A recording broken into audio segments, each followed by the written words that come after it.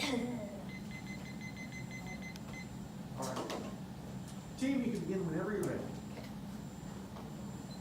Imagine you wake up with a headache, and this headache lasts for about a week or two, and you decide that it's bad enough that you think you should get it checked out.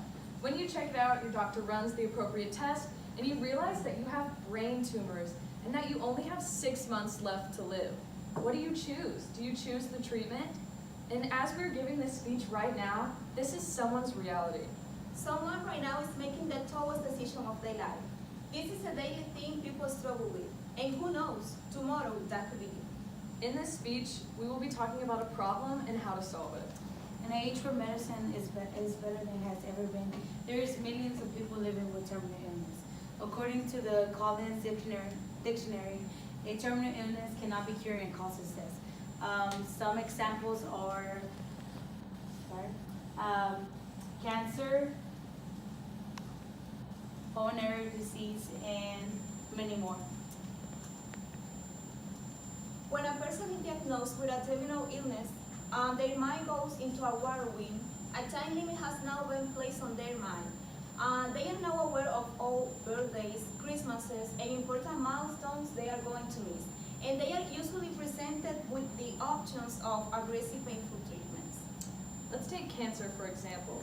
According to the Mayo Clinic, the side effects of cancer include anemia, bleeding, infections, the lining of your intestine and stomachs can become damaged, hair loss, and mouth sores, just to name a few.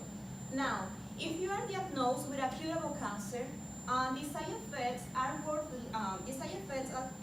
living a long and full life, right? But if you are going through all this pain just to extend your life, is it worth it? Now, for most people, knowing someone with terminal illness, it's not as usual for many people.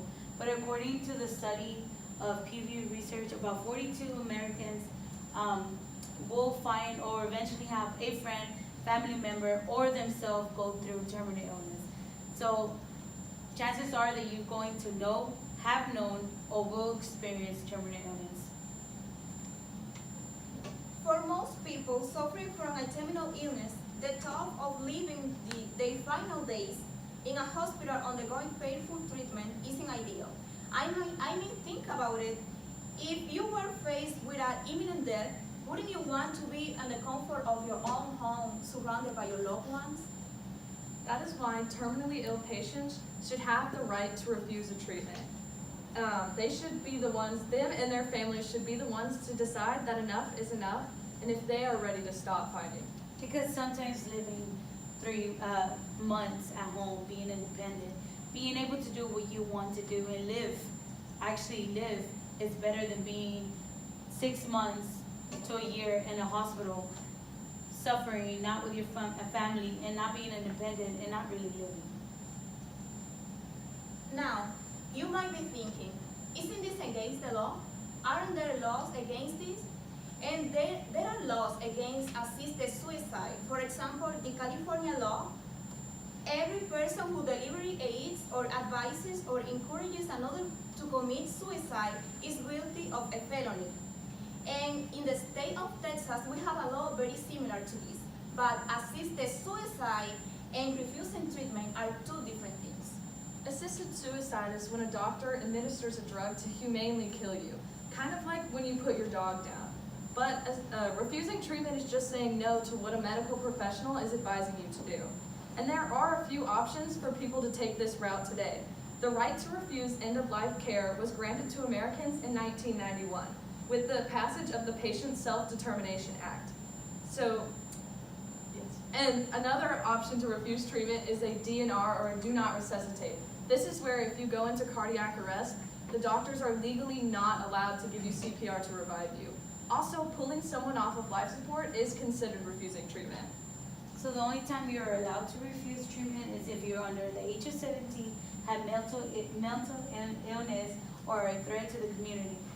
This would be if you have a highly contagious disease like Ebola, and you are a threat to the community and people surrounding you. Even though there are options to refuse care, the media still paints it in a bad light, calling it suicide. making it seem like a terrible thing, when in reality it's just a person who doesn't want to fight anymore and wants to spend their final days with their loved ones. Okay, so in 2015, there was a boy called Jake Sylvian. He had just started his second semester in high school. It was his freshman year. He was starting to prepare himself for a spring play. One day he overslept, and his mom had to go upstairs and wake him up. When she woke him up, he was very confused and didn't remember who she was. He couldn't remember his name or anything at all. Shocked, his mother brought him to the hospital. He was diagnosed with a viral meningitis, and on Wednesday, January 28th, he was put on life support. After his mom made the tough phone calls of calling all of his friends to say their final goodbyes in the hospital to him, on January 29th, his family made the toughest decision to pull him off of life support. And this is actually my really good friend, and this happened to me. And this family never thought they were going to have to make this decision. I mean, he was 14 and 15 years old. But this happens every day.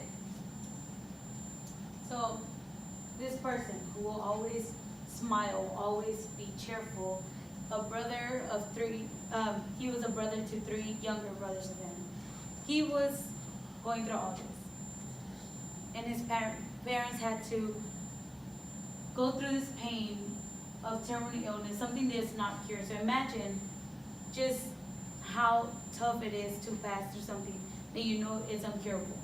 So now that you are aware of what terminal illness is and the effects of what it has in people and daily lives and how it affects anybody, people who are surrounding you, I think it's now up to you to choose if it's the right for the patients to choose their right to live or to refuse treatment.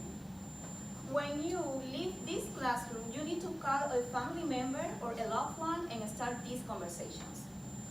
Tell them what you would want to do if you were in this situation. What would you want to happen to you? Would you like to fight to the very end? Will you have a point where you will say this is enough? Would you like to continue to the very last second and fight and take every treatment you can? Would you like to just be able to say no and just live the rest of your life the way you can? Once again, I say, What would you do?